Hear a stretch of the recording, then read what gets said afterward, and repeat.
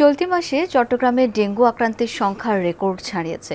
২৯ দিনে আক্রান্ত ৪৭৩ জন, যা বছরের প্রথম ৬ মাসের প্রায় দ্বিগুণ। ডেঙ্গুর পাশাপাশি আছে হামের প্রকোপ। চট্টগ্রামের সরকারি বেসরকারি সব হাসপাতালেই বাড়ছে আক্রান্ত রোগীর চাপ। সিলন টি রপ্তানিতে শীর্ষে। বান্দরবান বাস স্ট্যান্ড এলাকার বাসিন্দা শাহজাহান, পেশায় গাড়ি চালক। এক সপ্তাহ ধরে জ্বর, শরীরে লালচে দানা, জয়েন্টে ব্যথা ও ডায়রিয়ায় আক্রান্ত।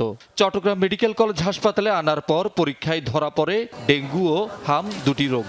চেয়ারার থেকে পিছিয়ে অবস্থা খারাপ, জ্বর তো টানতেছে না, ডায়রিয়া কাশি দুইটাই একসাথে পাইছে, ডেঙ্গু হয়েছে আর হামও।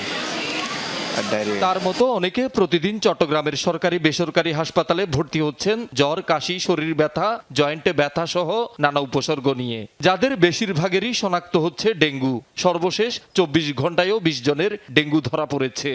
বৃষ্টির পর বেশিরভাগ ডেঙ্গু দেখা যাচ্ছে আর ম্যালেরিয়া দেখা যাচ্ছে। এখানে পেইন করছে আর সারা শরীর ব্যথা।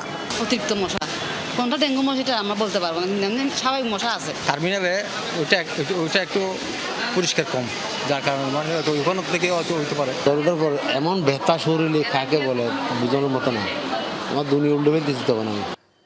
স্বাস্থ্য অধিদপ্তরের তথ্য মতে জানুয়ারি থেকে জুন পর্যন্ত গত ৬ মাসে চট্টগ্রামে ডেঙ্গু আক্রান্ত হয়েছেন ২৯৮ জন, আর জুলাই মাসের ২৯ দিনেই আক্রান্ত ৪৭৩ জন। সব মিলিয়ে মোট আক্রান্ত ৭৭১ জন, মৃত্যু হয়েছে ৩ জনের।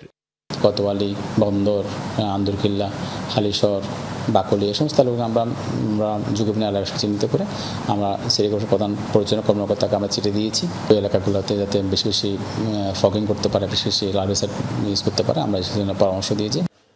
জ্বর, শ্বাসকষ্ট বা অন্যান্য উপসর্গ দেখা দিলে অবহেলা না করার পরামর্শ চিকিৎসকদের।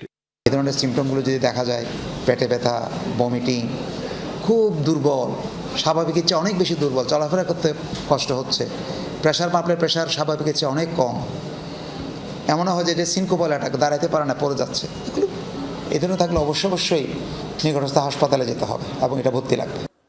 বন্দরনগরীর ৮টি জোনকে ডেঙ্গুর হটস্পট হিসেবে চিহ্নিত করেছে স্বাস্থ্য বিভাগ। শহীদুল সুমন, যমুনা নিউজ, চট্টগ্রাম।